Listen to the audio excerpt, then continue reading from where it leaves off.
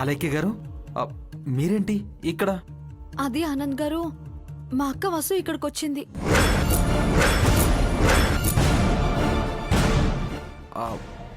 వసుంధర గారు ఇక్కడికి రావడం ఏంటి? మా అక్క జీవితం నాశనం చేసిన ఆ దుర్మార్గుణ్ణి కలవడానికి వచ్చింది. ఏంటి అలైక్య గారు మీరు అనేది? వాణ్ణి వసుంధర గారు కలవడం ఏంటి? మా నాన్నమ్మ ఉంది కదండి, తను ఒక దుర్మార్గురాలు. వసుంధర అంటే మా నాన్నమ్మకి అస్సలు గిట్టదు. తనని బాధ పెట్టింది మా నాన్నమ్మకి నిద్ర పట్టదు. ఇప్పుడు కూడా ఏదో ఒక కుట్ర పన్ని ఆ రాక్షసుడి దగ్గరికి వసుని తీసుకొచ్చింది. ఇప్పుడు వసుంధర గారు ఎక్కడున్నారు? ఈ పక్క ఓడ్లోనే ఉన్నారు. నేను మీతో వస్తాను, పదండి.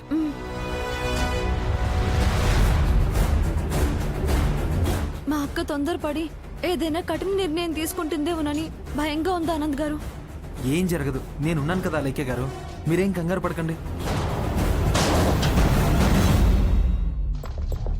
కానిస్టేబుల్ గారు, ఒకసారి మీ ఎస్ఐ గారిని కలవాలి. ఆయనకి ఇన్ఫార్మ్ చేయండి. దేని గురించమ్మా? నేను వేసిన కేసు గురించి, నా మీద పడ్డ నింద గురించి మాట్లాడాలి. వాణ్ణి ఉరి తీసే టైం దగ్గర పడిందమ్మా, చూస్తూ ఉండు. రేపమ్మప్ప వాణ్ణి ఉరి తీసేస్తారు. నీకు జరిగిన అన్యాయానికి న్యాయం జరుగుతుంది.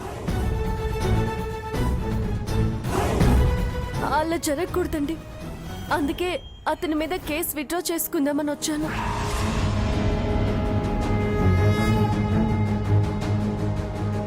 అక్క,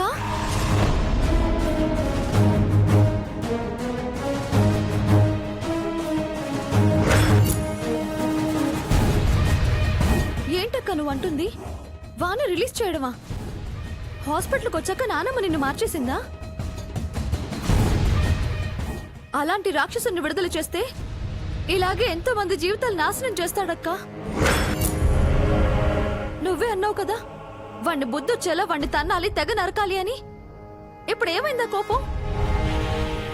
ఇప్పుడు వాణ్ణి విడుదల చేస్తే సమాజం మొత్తం నిన్ను తప్పు అంటారక్క. నువ్వు చేసింది తప్పు అంటారు.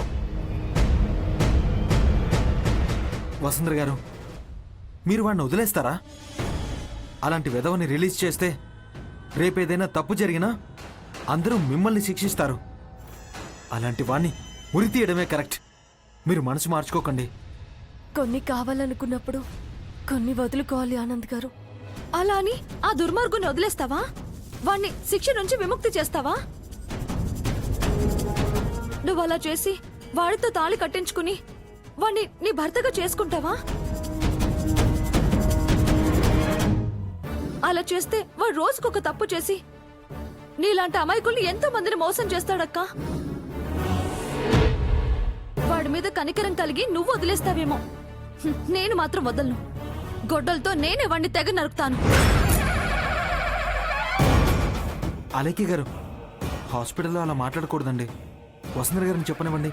లేదు ఆనంద్ గారు, మా అక్క పెరిగిది కాదు, కానీ మాకు తను ముఖ్యం. మా అక్కకి అన్యాయం జరగకూడదు. నువ్వు ఆనంద్ గారు ఇలా మాటలు పంచుకున్నట్టే మీ జీవితాన్ని పంచుకోవాలని ఇలా చేస్తున్నాను అలైక్య. నిజం తెలిస్తే నువ్వు తట్టుకోలేవు.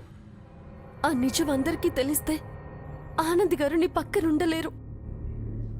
చెప్పండి వసుంధర గారు, అసలు ఏం జరిగింది?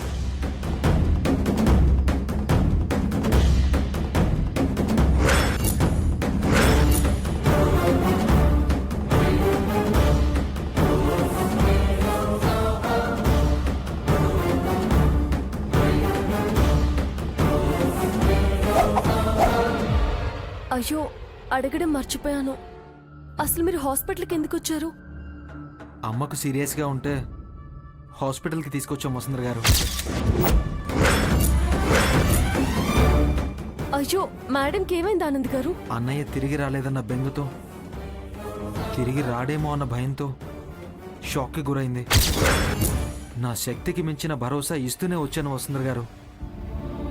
కానీ అమ్మ అన్నయ్య గురించి వస్తున్న విషయాల్ని విని తట్టుకోలేకపోయింది. మేడం ఎక్కడున్నారు? ఒకసారి నేను మేడంని చూడాలి. పక్కనే ఐసీయూలో ఉన్నారు, రండి.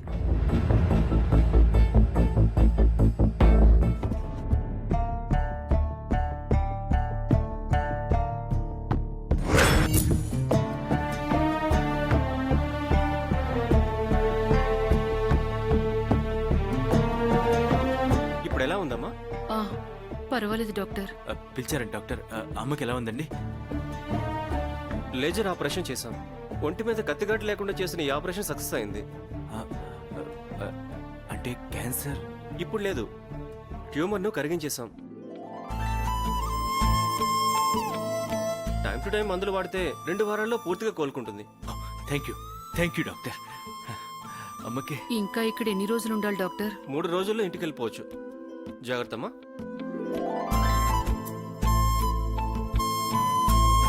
ఎందుకమ్మా అవన్నీ ఆలోచిస్తావు? అవి చూసుకోవడానికి నేను ఉన్నానుగా. ఇక్కడ ఉండే కొద్దీ డబ్బులు ఎక్కువ ఖర్చు అవుతాయి కదా మురళి. మా ఆ టెన్షన్లన్నీ నువ్వు పెట్టుకోకు. నువ్వు ప్రశాంతంగా రెస్ట్ తీసుకోవాలి. ప్రతి పైసా నాకు దారి చూపించిన దేవుడే చూసుకుంటాడు. ఆ దేవుణ్ణి ఒకసారి కలవాలనుంది బాబు. నాకంటే చిన్నవాడైనా దండం పెట్టాలనుంది. తప్పకుండా కలుద్దుగానమ్మా. దానికి కొంచెం టైం ఉంది. ఈలోగా నేను చేయాల్సిన పనులు కొన్ని ఉన్నాయి. అవి పూర్తయ్యాక అన్నీ అన్నయ్య దగ్గరుండి చూసుకుంటాడమ్మా. దేవుడు అంటున్నాడు కదా, అతను కూడా నాకు ఇంకో అన్నయ్యలా అనుకుంటాను. నువ్వు ధైర్యంగా ఉండు, ఇక అంతా బాగైపోయినట్టే. అన్నయ్య, నువ్వు వెళ్ళి టాబ్లెట్స్ తీసుకురా. సరే అమ్మా, నువ్వు రెస్ట్ తీసుకో. నువ్వు కాసేపు పడుకో అమ్మా, పడుకో.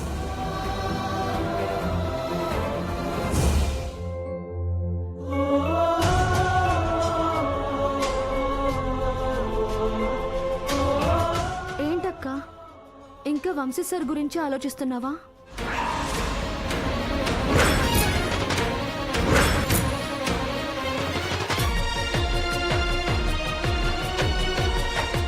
చూడక్క, వంశీ సార్ ఇంట్లోంచి దూరంగా ఎందుకు వెళ్ళిపోయారో తెలుసా? నిన్న ఇంట్లోంచి గెంటేసిన వీళ్లే తప్పు తెలుసుకొని, నువ్వు తప్పు చేయలేదని తెలుసుకొని మన ఇంటికొచ్చి నిన్నే స్వయంగా కోడలుగా తీసుకెళ్లాలని వంశీ సార్ దూరంగా వెళ్ళిపోయారు.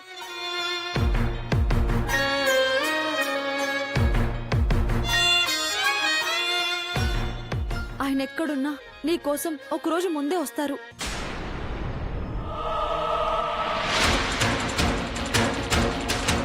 ఎవరు నా పక్కన లేకపోయినా నువ్వుంటే చాలా లెక్క. నేను వెళ్ళి నాన్నమ్మని తీసుకొస్తాను. ఆ ముసలి ఇక్కడెక్కడ ఉంటుంది?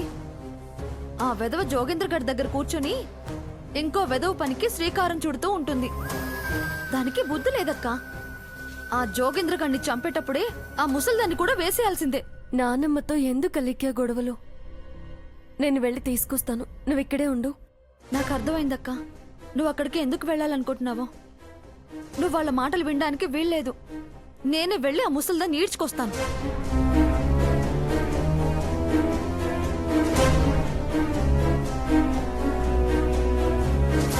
నువ్వెన్ని చెప్పినా నేను వాడు చెప్పినట్టు చేయాలా లేక?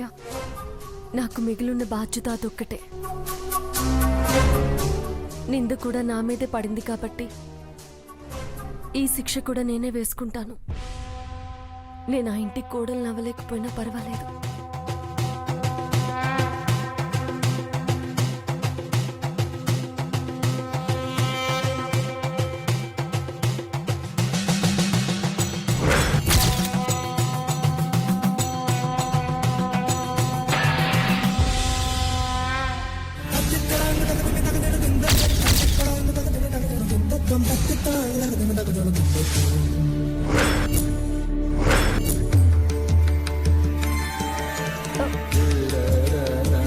అయ్యో, ఎవరో పేషెంట్ కి సీరియస్ గా ఉన్నట్టుంది. Doctor, doctor, doctor, doctor, doctor. Vasundhara గారు, ఏమైంది? అక్కడ ఐసీయూ రూమ్ లో ఎవరో పేషెంట్ కి సీరియస్ గా ఉంది ఆనంద్ గారు. పక్కన ఎవరూ లేరు. డాక్టర్ కోసం వెళ్తున్నాను. ఏమైంది మేడం? సిస్టర్, అక్కడ ఐసీయూ రూమ్ లో పేషెంట్ కండిషన్ సీరియస్ గా ఉంది. నేను ఒకసారి వెళ్ళి చూడండి. డాక్టర్ గారిని పిలుచుకొస్తాను. సిస్టర్ ఏమైంది? కోమాలో ఉన్న పేషెంట్ కి చాలా సీరియస్ గా ఉందంట sir. Oh my god, come on.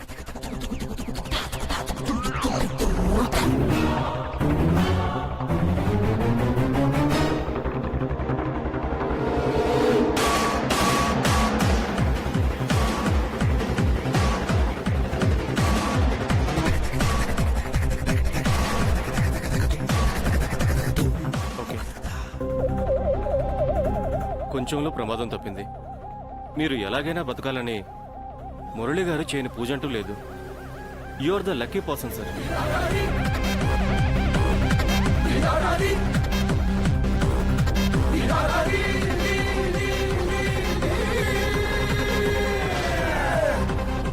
He's fine.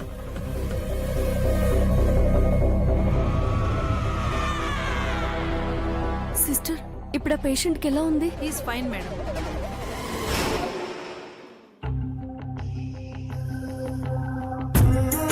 ఆయనకేం కాకుండా చూడు రామా.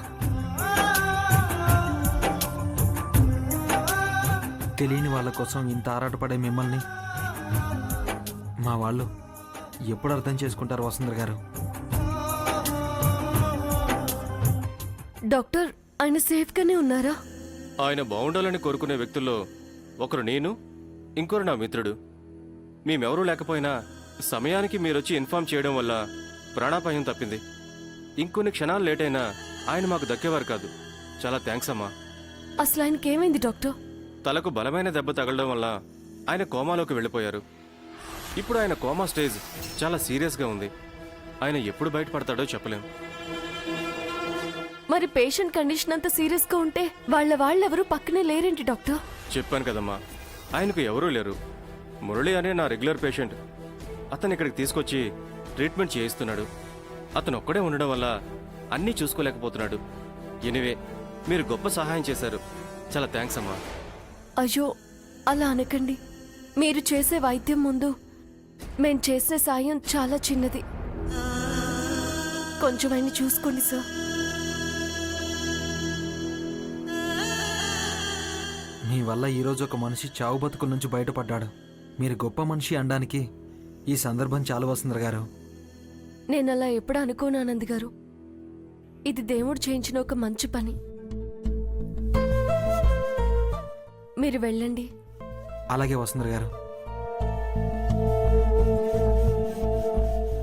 డాక్టర్, ఏమైంది డాక్టర్? ఏం కాలేదు మురళి. మరి ఆయన కొంచెం సీరియస్ అయితే ఆ అమ్మాయి వచ్చి సమయానికి ఇన్ఫార్మ్ చేసింది. కొంచెంలో ప్రమాదం తప్పింది.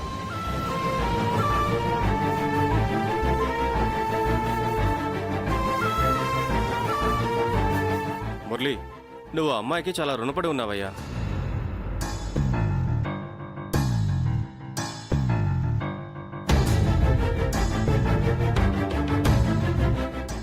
అవును, నా వసుకి నేను చాలా రుణపడి ఉన్నాను. త్వరలోనే ఆ రుణం తీర్చుకుంటాను.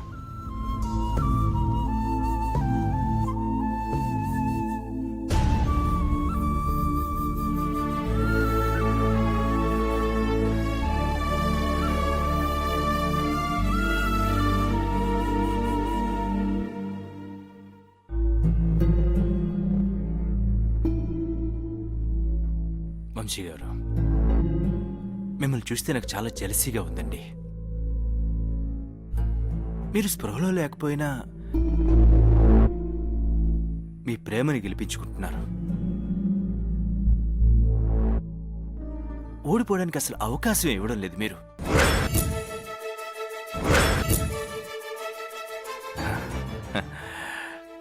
కాకపోతే నేను కూడా మీలాగే సార్.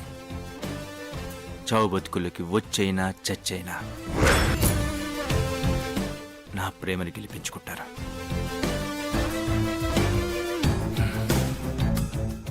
గెలిపించుకుంటాను సార్.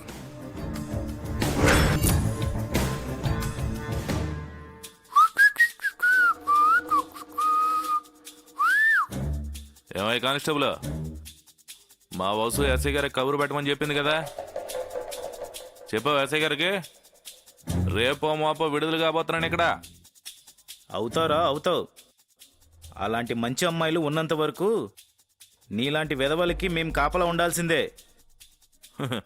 ఇంకెన్ని రోజులు బస్సు? 2 రోజులేగా. అన్నా నువ్వు బయటికి రాగానే గ్రాండ్గా పార్టీ చేసుకుందామన్నా. గ్రాండ్ ఏంట్రా, మీ ఉదయంతో పెళ్ళి అవగానే మీ అందరికి పెద్ద దావత్ ఇస్తాను, డీజే పెట్టిస్తాను. తాగడం తోలడం, తాగడం తోలడం, తాగడం తోలడం, మస్తు ఎంజాయ్ చేయొచ్చు. ఏ ఊకోనా 3 నెలల సంది దందాలు లేవు, పైసలు లేవు మన దగ్గర. రేయ్, మనం ఉద్యోగం చేయనీకైతే అర్హత కావాలి. ఎట్లాంటి ఏదో పని చేయనీకి ఏం కావాలి? ఒక బకరాగాడు దొరికితే చాలదు. అవునా, నువ్వు పెళ్ళైనాక ఓ ఇంటుడు అవుతావు, అప్పుడు కూడా ఇలా దందాలు చేస్తావా చేయవా? నేను చెయ్యనురా, మీతో చెయ్యిస్తా.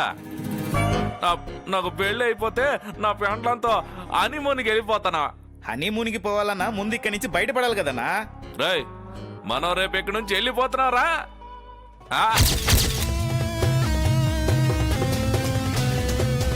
ఎక్కడికి రా నువ్వు పోయేది?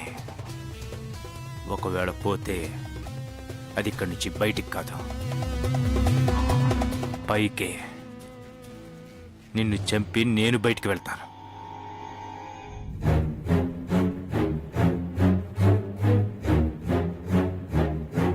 ఇంతమంది ఉంటే వీడిని చంపడం చాలా కష్టం. వీళ్ళని ఎలాగైనా దారి మళ్లించాలి.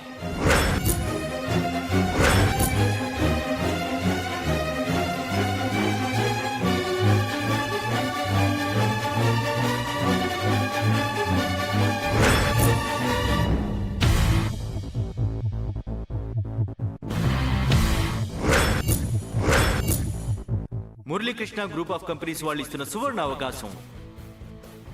ఈ హాస్పిటల్లో ఆర్థికంగా ఇబ్బంది పడే పేషెంట్లు చాలా మందే ఉంటారు. వాళ్ళ కోసం మా కంపెనీ ఒక లక్కీ డ్రా కాంటెస్ట్ పెట్టింది. ఈ లక్కీ కాంటెస్ట్ లో విన్ అయిన వాళ్ళకి లక్షల బహుమానం కానుగ్గా ఉంటుంది.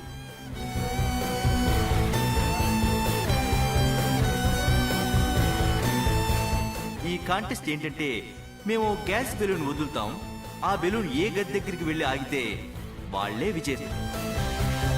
వాళ్లకు ₹1,00,000 బహుమానం ఉంటుంది. ఎవరు వదులుకోకండి, తొందరపడండి. అన్నా, ఈ హాస్పిటల్లో కూడా లక్కీ డ్రా పెట్టారంటనా? అవునా, ఈ సువర్ణ అవకాశం వాడుకుని లక్షలు సంపాదిద్దామన్నా. రేయ్, వద్దురా, కక్కుర్తి పడమాకండ్రా.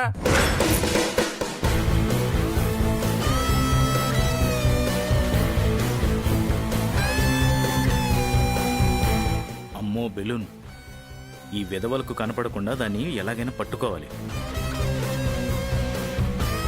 మనం ఎలాగైనా ఆ బెలూన్ పట్టుకోవాలి. అరే కానిస్టేబుల్ జారుకుంటుండ్రా. ఆడు బెలూన్ కోసం పోతుండ్రా. పద పద పద పద. అన్నా మేము వెళ్తామన్నా. రే వద్దురా రేయ్, చాలా సీపుగా ఉంటదిరా, నా మాటని ఎల్లకండి రేయ్. రేయ్ నీ అబ్బరే, డబ్బని వినబడగానే డాక్టర్లు, నర్సులు, దొంగలు, పోలీసులు అందరూ వెళ్ళిపోయారు కదరా.